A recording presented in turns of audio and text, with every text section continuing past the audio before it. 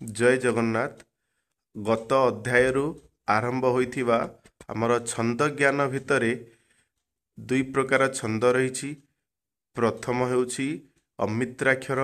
से अमित्राक्षर रे दांडी वृत्त अछि जहा हमर कोर्स रे अछि।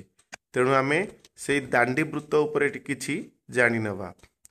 दांडी वृत्त एबे सुण दांडी वृत्त अमित्राक्षर रे दुई पादे पदटे हुई एठारे कौनसी पादरे वर्ण संख्या सनुहई समान जतिपात करे गायक निज मने जान।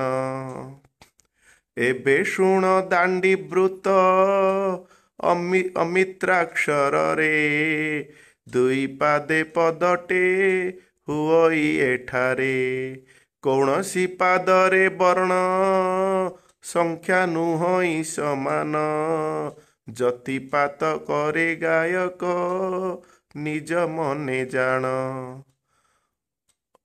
दांडी वृत्तरे कौनसी भी पादरे अक्षर संख्या समान नुह। यह दुईटी पादरे गोटिए पाद होइथाए।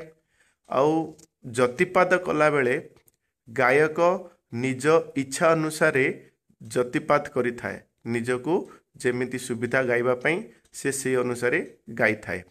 तार उदाहरण हमर बहिरे भी देइछि। आउ भीमंकर सिंहनाद रड़ी बहिरे अछि जो पाठटी ताहा भी हमर एही दांडी वृत्तरे लिखित अछि।